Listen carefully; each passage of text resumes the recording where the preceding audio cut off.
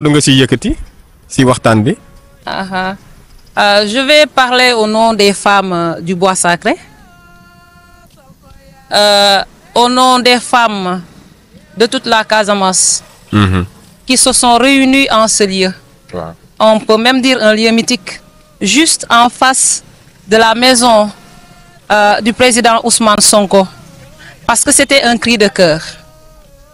Donc, les femmes se sont réunies pour défendre leur fils.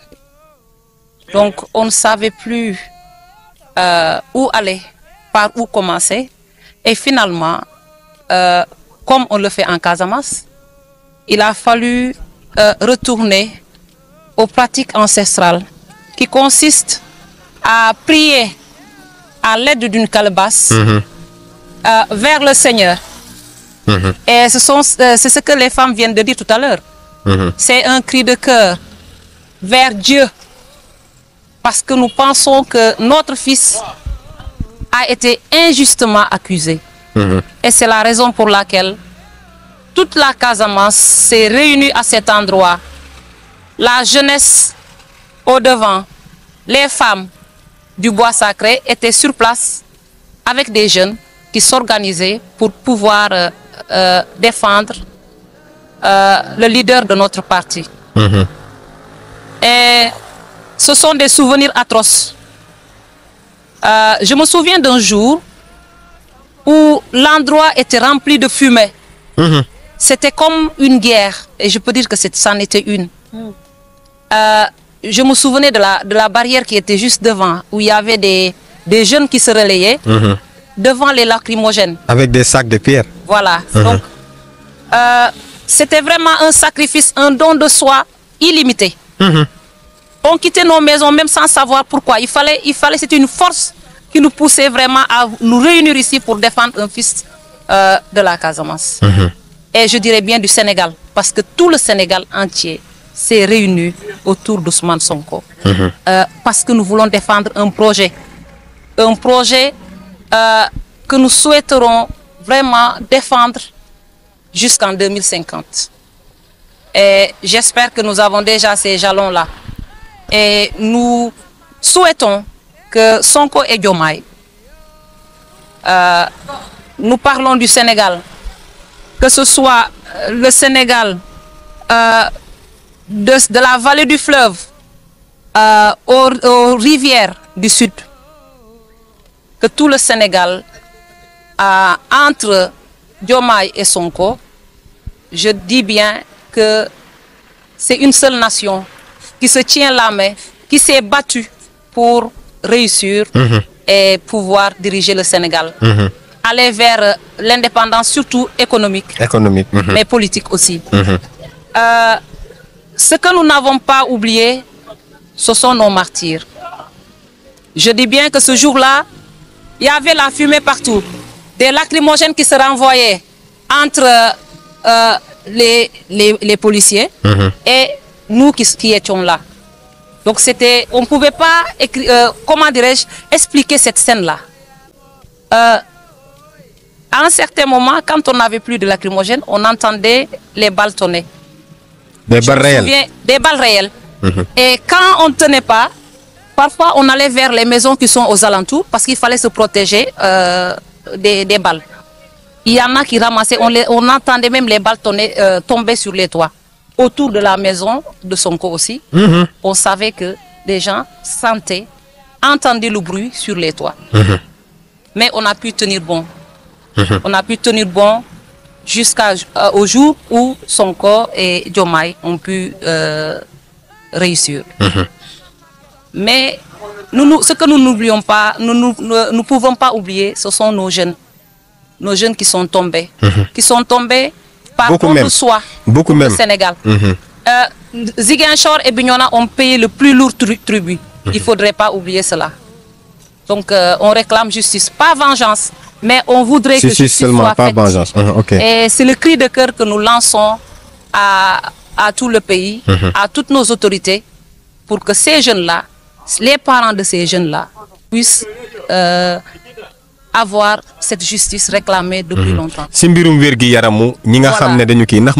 Version française. Nous parlons aussi des femmes du bois sacré. Les femmes qui étaient là, qui respiraient les lacrymogènes, l'ont vécu avec douleur. Donc on a su résister dans la douleur, mais l'espérance, parce qu'on se disait qu'un jour, Dieu va recevoir nos prières et nous donner gain de cause. Et c'est ce qui s'est passé. Mais malheureusement, la plupart de ces femmes qui étaient là ont des problèmes respiratoires. Des séquelles? Il y a des séquelles. Certaines même ont des problèmes d'articulation. Je ne sais pas si c'est lié au lacrymogène ou pas. Moi qui vous parle, j'ai des problèmes d'articulation. On me parle d'arthrose, mais je sais que ce sont les longues marches peut-être. C'est lacrymogène qu'on a inhalé. Depuis lors, on n'a pas la santé. On n'a pas la santé. Du point de vue respiratoire, il y a certaines qui toussent. D'autres vous diront qu'elles ont des problèmes de cœur. Voilà. Il y a une qui a souffert. On a essayé de faire une quête entre nous. C'est Djeneba Mané. Djeneba Mané. Djeneba Mané, elle est de Lindiane. Elle est de Lindiane. Donc on a fait une quête. En ce moment, elle souffre. Elle souffre. Il paraît qu'elle est à Dakar. Hein? Je crois qu'on l'a évacuée sur Dakar. Donc c'est vrai que les patriotes ont tout fait. En tout cas, il y a eu toujours un don de soi pour venir au secours de nos blessés, encore de nos victimes qui souffrent jusqu'à présent. Donc elle avait les pieds enflés. Elle avait les pieds enflés, mais on nous dit que c'était peut-être un problème cardiaque. On avait pensé au début que c'était un problème respiratoire. Donc là, elle est à Dakar. Ils sont en train de sous traitement. Elle est sous traitement. Donc elle n'est pas seule.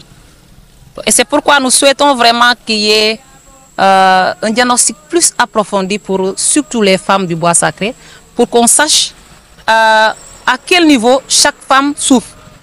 Au début, les lacrymogènes n'étaient pas tellement... On peut dire que c'était normal. On avait des lacrymogènes voilà. Mais c'est à la fin qu'ils ont changé de produit. Et j'ai l'habitude de dire que c'est un produit toxique. Je me souviens que quand on était au niveau du tribunal avec Sabassi Faye, il n'y avait que les femmes qui étaient présentes. Et il y avait un produit toxique parce que quand ils nous envoyaient les lacrymogènes, ces lacrymogènes n'explosaient pas. On leur renvoyait ces lacrymogènes qui explosaient chez eux. Malheureusement, ils avaient un seau où il y avait un poison. Je crois que c'est un poison. Et j'ai toujours dit que ça, c'était un poison. Ils nous ont empoisonnés ce jour-là. Alors, qu'est-ce qu'ils faisaient? Ils pompaient par terre. Je crois que c'était en tout cas une pompe qu'ils avaient. Donc, ils pompaient et l'air venait avec ce poison-là. Donc, à un certain moment, on sentait des picotements aux narines. Et je disais aux femmes, ils sont en train de nous empoisonner. Mais c'est vers le soir. C'était où exactement? C'était à l'Escale, juste derrière le tribunal. Juste devant le grand tribunal. Donc parce qu'on nous a un peu chassés de l'autre côté. Lors du procès de Ousmane Sonko. Tribunal, oui. Ah, ok, oui. Ils étaient à la porte du tribunal. Et nous, on était vers la rue qui menait vers le Saint-Sacrement. Donc c'est là qu'ils envoyaient cette fumée-là. Donc c'est l'air qui nous ramenait cette fumée. Je ne sais pas quel produit toxique ils nous ont fait inhaler ce jour-là.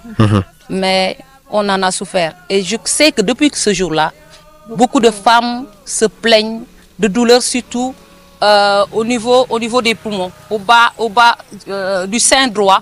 Beaucoup de femmes se plaignent de cette douleur-là.